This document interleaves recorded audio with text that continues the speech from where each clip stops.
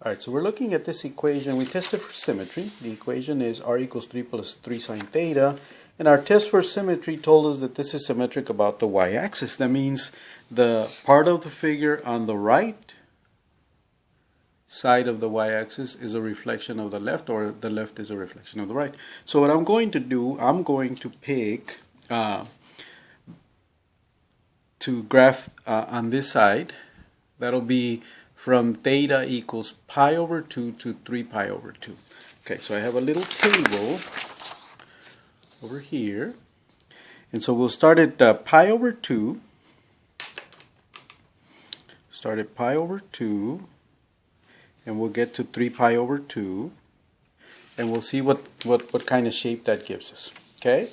All right, so at pi over 2, let me write the equation. It's r equals 3 plus 3 sine theta. So for pi over 2, sine is 1. So 3 plus 3 times 1 will be 6. For 2 pi over 3, the sine is root 3 over 2. 3 plus 3 times root 3 over 2 would give me about 5.6. Yeah, notice that's an approximation, but pretty much my distances are all going to be approximate. All right. 3 pi over 4, the sine is root 2 over 2. 3 plus 3 times root 2 over 2 is about 5.1. For 5 pi over 6, the sine is half. 3 plus 3 times 1 half is exactly 4.5. And for pi, sine of pi is 0. 3 plus 3 times 0 would be 3. All right, let's go on to 7 pi over 6. Sine of 7 pi over 6 is negative half.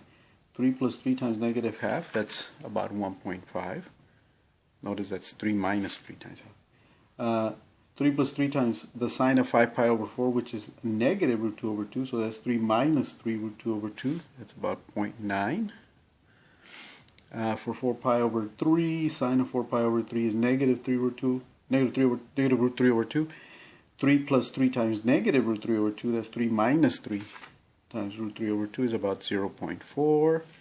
And finally for 3 pi over 2, sine of 3 pi over 2 is negative 1. 3 minus 3 times, 3 plus 3 times negative 1 will be 0.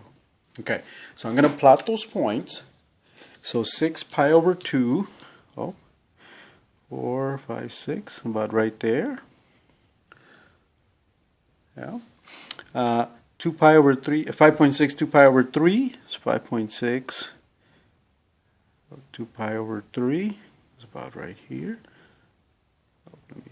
I think every two of these are 1, so that's 4, 5. This is 5, 6. So 6 is up here. So this point should not be there.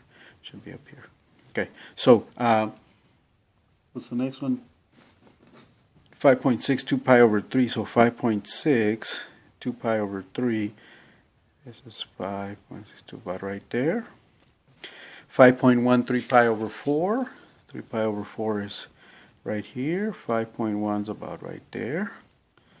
4.5, 5 pi over 6. 4.5 is about right here.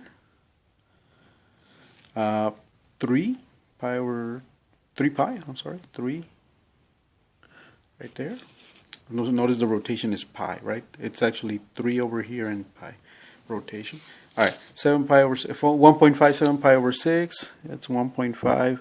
That's 7 pi over 6 is about right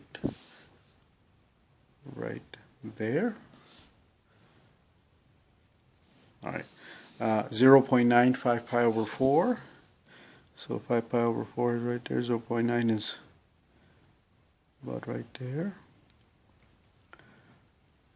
And finally, 4 pi over 3, 0.4. So 4 pi over 3 will be along this line right here. 0.4 is about right there. And then 3 pi over 2 is 0. That's dead center, right? At 0, 0. All right. So all these points now have reflections across the y-axis. I'm sorry. So I'm going to plot points over here across the y-axis.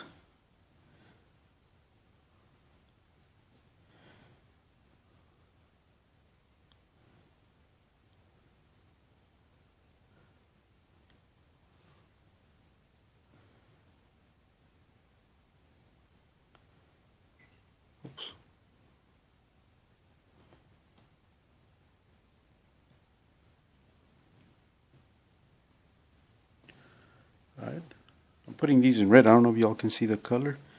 Alright,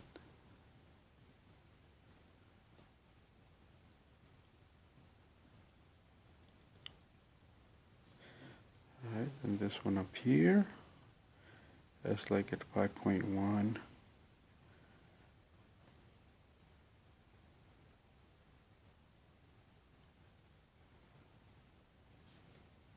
This is like at 5.6.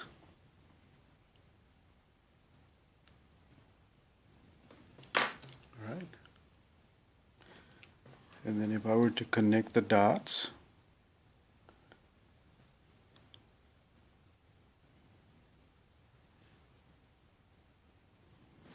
yeah, that's the right half, and then the left half.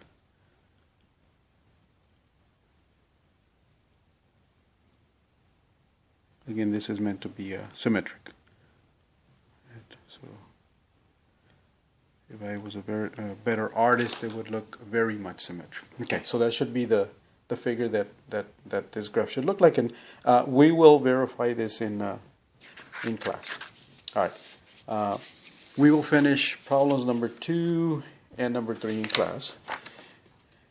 And now let's look at one more thing, and that's maximum value of the absolute value of R. So the maximum of the absolute value of R. So when identifying graph of polar equation, it may help to know the maximum value of the absolute value of R, just to see how far from the origin, right, your point is. So how do we determine what the maximum value of the absolute value of R is? Well, we look at the maximum value of the sine. So for example here, 3 plus 3 sine theta, the most that I can add to 3 is when sine is a positive 1. Right, and the most that I can add is 3, so the maximum absolute value of R is 6. Yeah. Here, the biggest value of sine of anything, doesn't matter if it's 2 theta or theta over 2, is 1, right? So this would be the maximum absolute value of R is 3, because 3 times 1 would be 3. All right, and we'll leave number 3 for class. All right, so that's the end of section 8.2.